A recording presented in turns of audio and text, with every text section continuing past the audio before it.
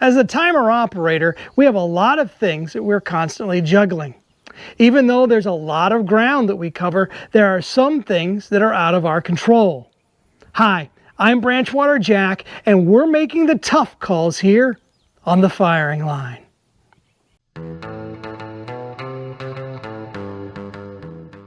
Before we get started, let's talk about some of the things that we do and don't do as the timer operator. Spotters have the responsibility to count shots and misses and to verify targets were engaged in the correct order for the required number of shots.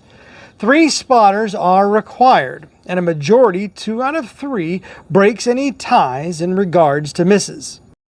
The timer operator is the chief range officer for the stage and is in charge of the firing line as long as he or she is running the timer and has the primary objective to safely assist the shooter through the course of fire. The CRO/TO may unilaterally assign penalties for safety violations and procedural errors when they have clearly occurred, but this does not include assessing misses. Assessing misses is purely in the purview of the spotters. So, you're the timer operator.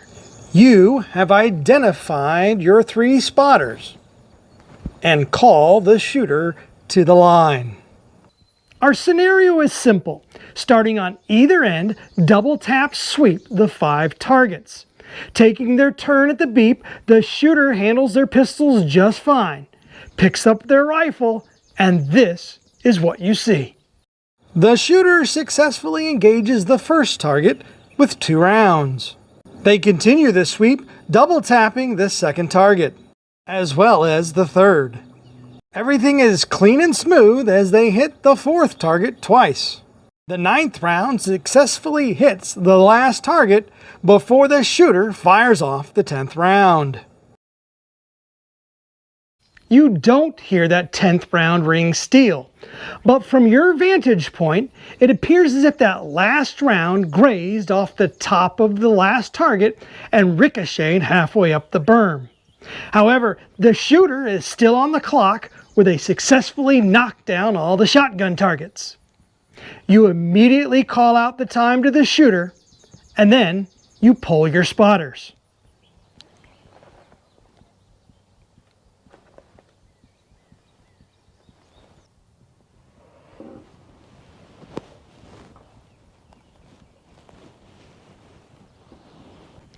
Clean. Bullet hit the top of the target, went up into the bank. He's clean. Our friend Dudley confirms what you saw. The last round was an edge hit. By now, it's obvious to you that the first 2 spotters were not paying attention as well as they would hope spotters would be paying attention for them. So, what's your final call? As the timer operator, we have a couple of options here.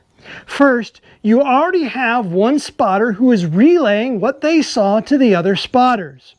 Additionally, as a well-placed timer operator, you are often in the best position to see the direction of the muzzle, which is helpful in determining edge hits. You can also relay what you saw to the spotters. However, the 2 spotters maintain that the shooter has 1 miss. As the timer operator, you may not overrule the spotters for misses, even though it's obvious to you that 2 of your spotters were not paying attention and were going by sound alone. While you may question the spotters as to the location of the misses, point out the shooter's muzzle direction, point out the edge hit, the spotters are the authority for calling misses.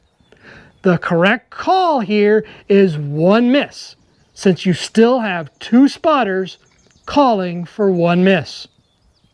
While we may not have been able to help our shooter in this situation, there are things that, as the timer operator, we can do. Remember, it is our responsibility to assign 3 spotters.